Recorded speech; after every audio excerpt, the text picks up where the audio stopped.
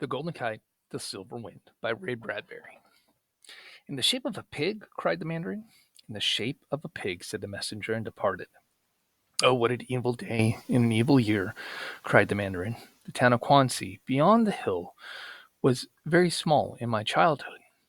Now it has grown so large that at last they are building a wall. But why should a wall 2 miles away make my good father sad and angry all within the hour? Asked his daughter quietly. They build their wall, said the mandarin, in the shape of a pig. Do you see our own city is built in the shape of an orange? That pig will devour us greedily. Ah, they both sat thinking. Life was full of symbols and omens, and demons lurked everywhere. Death swam in the wetness of an eye. The turn of a gull's wing meant rain. A fan held so, the tilt of a roof, and yes, even a city wall was of immense importance. Travelers and tourists, caravans, musicians, artists coming upon these two towns, equally judging the importance, would say, the city shaped like an orange. No, I will enter the city shaped like a pig and prosper, eating all, growing fat with good luck and prosperity. The mandarin wept. All is lost. These symbols and signs terrify. Our city will come on evil days. Then said the daughter, call in your stonemasons and temple builders. I will whisper from behind the silken screen, and you will know the words. The old man clapped his hands despairingly. Ho, stonemasons, ho, builders of towns and palaces. The men who knew marble and granite and onyx and quartz came quickly. The mandarin faced them most uneasily, himself waiting for a whisper from the silken screen behind the throne. At last the whisper came. I have called you here, said the whisper. I have called you here, said the mandarin aloud, because our city is shaped like an orange, and the vile city of Quansi has the shape theirs like a ravenous pig. Here the stonemasons groaned and wept. Death rattled his cane in the outer courtyard. Poverty made a sound like a wet cough in the shadows of the room. And so, said the whisper, said the mandarin, you raisers of walls must go bearing trowels and rocks and change the shape of our city. The architects and masons gasped. The mandarin himself gasped at what he had said. The whisper whispered. The mandarin went on, and you will change your walls into a club which may beat the pig and drive it off.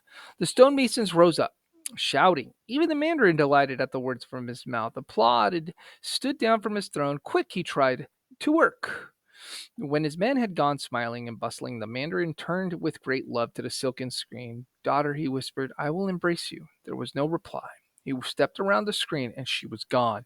Such modesty, he thought. She had slipped away and left me with the triumph, as if it were mine. The news spread through the city. The mandarin was acclaimed. Everyone carried stone to the walls. Fireworks were set off, and the demons of death and poverty did not linger. As all worked together, at the end of the month, the wall had been changed. It was now a mighty bludgeon with which to drive pigs, boars, even lions far away. The mandarin slept like a happy fox every night. I would like to see the mandarin of Quansi when the news is learned. Such pandemonium and hysteria. He will likely throw himself from a mountain. A little more of that wine, O daughter who thinks like a son. But the pleasure was like a winter flower. It died swiftly. That very afternoon, the messenger rushed into the courtroom. Oh, Mandarin, disease, early sorrow, avalanches, grasshopper plagues, and poisoned well water.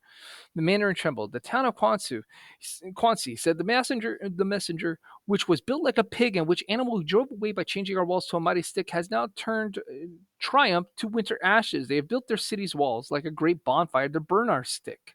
The mandarin's heart sickened within him. Like an autumn fruit upon an ancient tree, O gods, travelers will spurn us. Tradesmen reading the symbols will turn from the stick so easily destroyed to the fire which conquers all. No, said a whisper, like a snowflake from behind the silken screen. No, said the startled mandarin. Tell my stonemason, said the whisper, that was a falling drop of rain, to build our walls in the shape of a shining lake. The mandarin said aloud. His heart warmed. With this lake of water, said the whisper in the old man, we will quench the fire and put it out forever. The city turned out in joy to learn that once again they had been saved by the magnificent emperor of ideas. They ran to the walls and built them nearer to this new vision, singing not as loudly as before, of course, for they were tired, and not as quickly, for since it had taken a month to build the wall for the first time, they had to neglect business and crops, and therefore were somewhat weaker and poorer. There then followed a succession of horrible and wonderful days. One in another like a nest of frightening boxes. Oh, Emperor, cried the messenger, Quanxi has rebuilt their walls to resemble a mouth with which to drink all of our lake. Then said the Emperor, standing very close to his silken screen, build our walls like a needle to sew up that mouth. Emperor, screamed the messenger, they make their walls like a sword to break our needle. The Emperor held, trembling to the silken screen.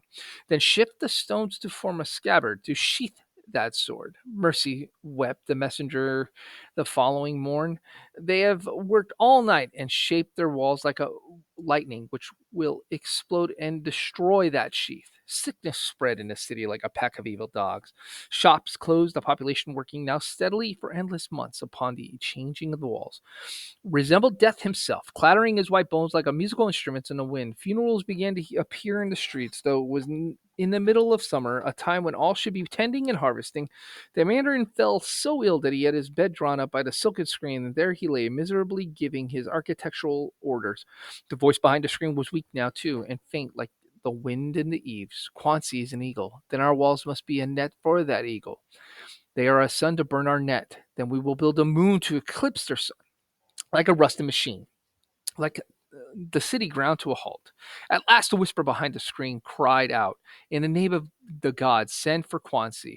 Upon the last day of summer, the Mandarin Quanxi, very ill and withered away, was carried into our Mandarin's courtroom by four starving footmen. The two Mandarins were propped up, facing each other.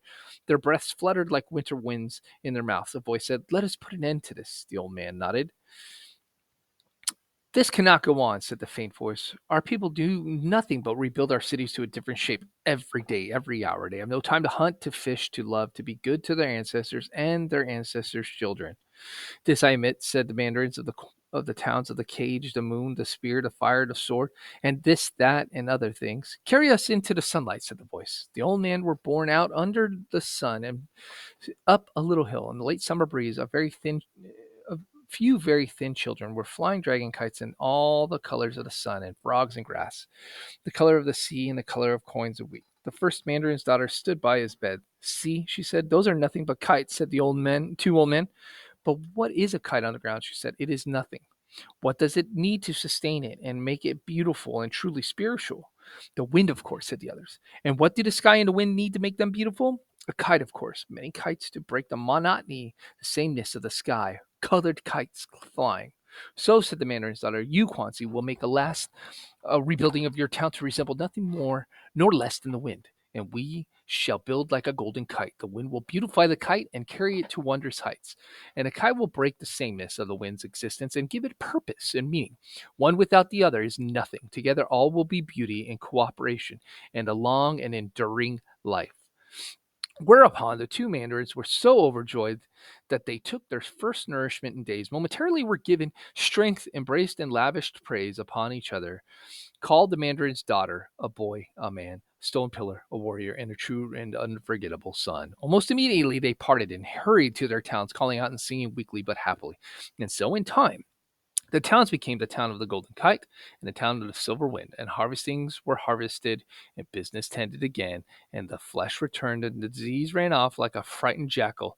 And on every night of the year, the inhabitants in the town of the Kite could hear the good clear wind sustaining them, and those in the town of the Wind could hear the kite singing, whispering, rising, and beautifying them. So be it, said the Mandarin in front of his silken screen.